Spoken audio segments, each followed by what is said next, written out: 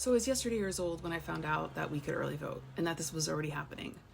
And I want to share something with you that after I found out tonight, I decided not to vote. And it's a very interesting story because it's Halloween.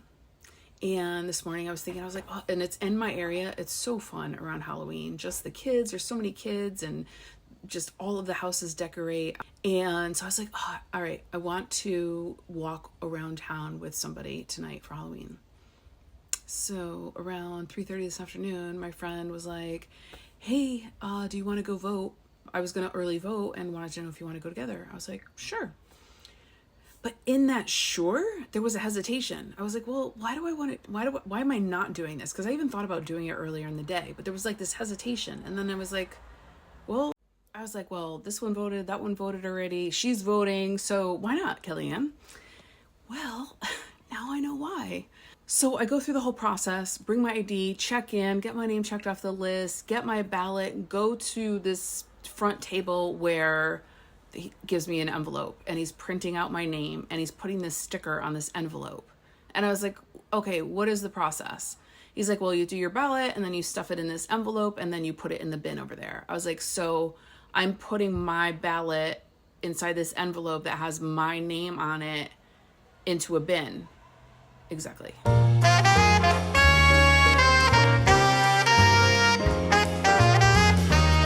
And he's like, yeah, and what they'll do is on election day is they'll pull them out and feed them through the machine.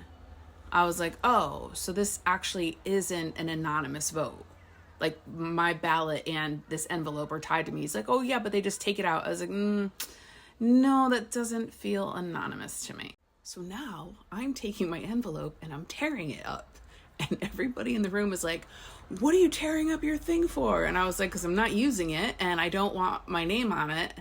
And then the guy just, here's the thing. This is, I'm sharing this story because it's so much about, like, these little micro are so much about the macro, right? If I'm afraid to stand up for what feels right and true for me in these situations, like, what kind of authority do I have in any other area of my life?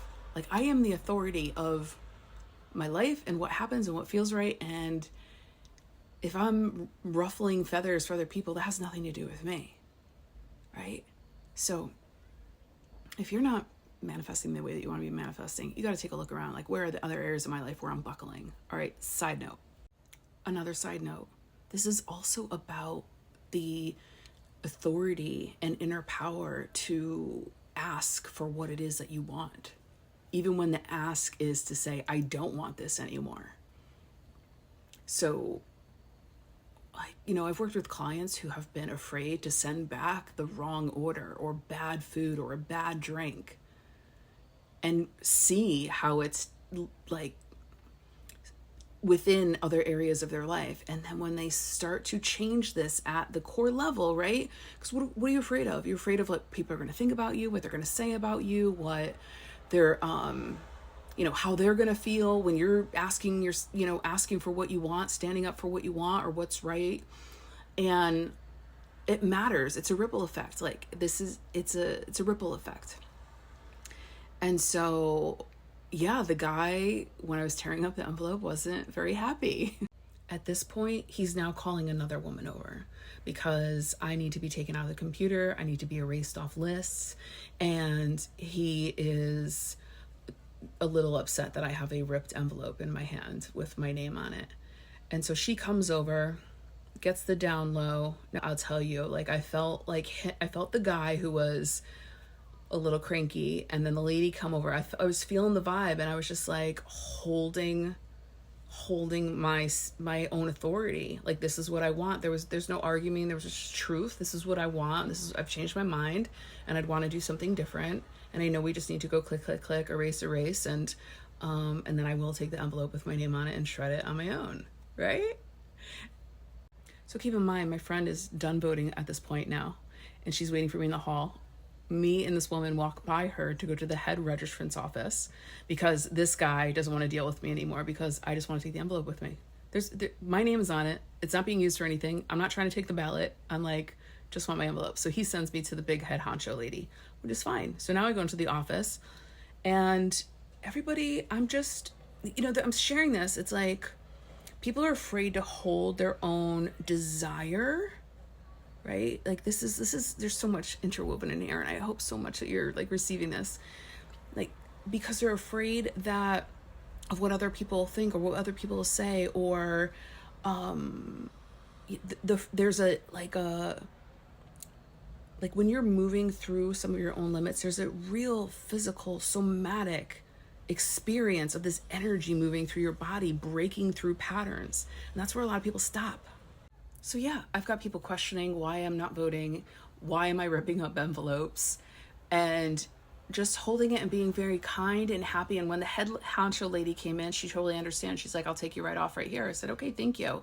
And then the other lady was going to plug in their shredder so I could shred my envelope. I mean, it was also nice. And then the lady who had been walking me around, she starts complimenting me on my outfit. Everybody's just like, because we have the power to shift the energy around us, because I felt that it could have went in a certain direction. And then I was like, no, click, click, click. And so then we walked back in, because now I have to erase my name. So I did come off of the computer, but now we had to like take my name off of the list. And another guy. So keep in mind, there are, like, when you are going for what you want, there are going to be things that are stopping you and questioning you. And this is what happened with the voting. Like, right? So if you're trying to manifest something and then something stops, it's not necessary, or something like gets in your way, it's not necessarily a sign that you should stop. Or if it gets hard and you turn around or you push up against some resistance, because along this journey of like growth, expansion, really tapping into your creative capacity, you are going to like come up against things. And this is where you build your muscles. This is where you build your trust. This is where you build your endurance, your resilience, your authority, your truth, owning your truth, and being able to alchemize energy in the middle of a situation. None of that was going on tonight. I mean, it was just like such fun to just play with it. It was silly. I was like, and I told my friend later, I was like, aren't you glad you asked me to come vote with you? So we go back into the table to erase my name. There's two guys sitting there, and the guy, the one has got to erase my name. He's trying to find me. And the guy sitting next to him, he's like, there's no line. Why aren't you voting? And I said, listen, this process I don't like. My name is on an envelope in which my ballot goes into, and it's not really anonymous. And he's like, oh, well, they just, and I was like, no, it's just a matter of principle for me. Just all of this just doesn't feel right for me. And so I thought I would share that. I'd share that, like, understand that if you're doing early voting, the envelope thing, maybe save yourself some time, because had I known that before I went, I wouldn't have gone. I would have just waited until Tuesday. And then hopefully you're picking up the like in between stuff there about, holding your truth and how it really connects to what you are creating and experiencing in your life. I promise you it matters, because how you do one thing is how you do all things.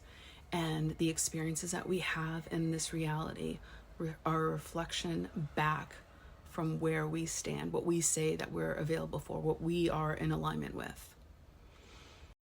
Are you willing to ruffle feathers or allow other people's discomfort to rise to the surface when they see you doing something that they haven't had the courage to do for themselves?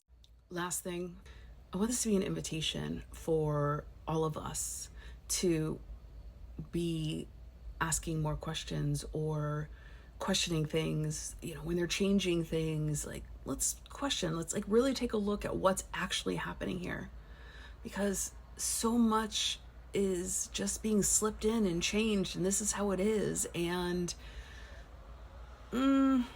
is it really good for all of us? Like, how are we letting these things happen?